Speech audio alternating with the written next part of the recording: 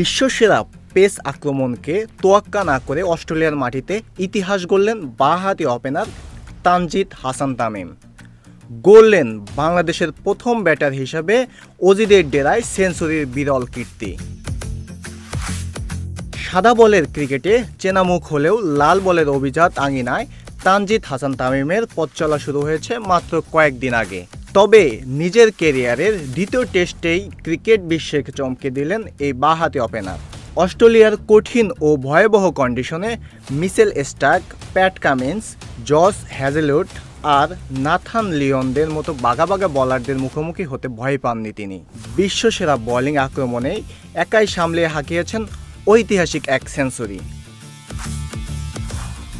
এই স্মরণীয় ইনিংসে তানজিদ ভেঙে দিয়েছেন দীর্ঘ 21 বছরের পুরনো এক ইতিহাস।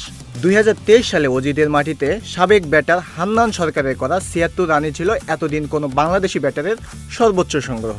25 বছর বয়সী তানজিদ শুধু সেই রানকেই ছাড়িয়ে যাননি, বরং ক্যাঙ্গারুর দেশে বাংলাদেশের প্রথম ব্যাটার হিসেবে টেস্টে 3 অঙ্কের জাদুকরী ফিগার স্পর্শ করার বিরল গৌরব অর্জন করেছেন।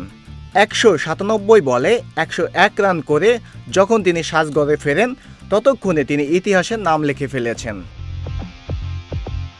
অথচ নিজের অভিষেক টেস্টে তার সর্বোচ্চ ইনিংসটি ছিল 26 রানের। কিন্তু অস্ট্রেলিয়ার মাটিতে দ্বিতীয় সুযোগটি পেয়েই তা দু হাতে লুফে নেন এই তরুণ তুর্কি। কঠিন কন্ডিশনে ক্যারিয়ারের প্রথম 50 তুলে নেওয়ার পর ঠান্ডা মাথায় তা সেঞ্চুরিতে রূপ দেন। প্রথম শ্রেণীর ক্রিকেটে 26 ম্যাচে 5টি শতক ও 6টি অর্ধশতকের পরিসংখ্যানই প্রমাণ করে 50কে সেঞ্চুরিতে রূপ দেওয়া শিল্পটা তানজিদ তামিমের বেশ ভালোই জানা আছে।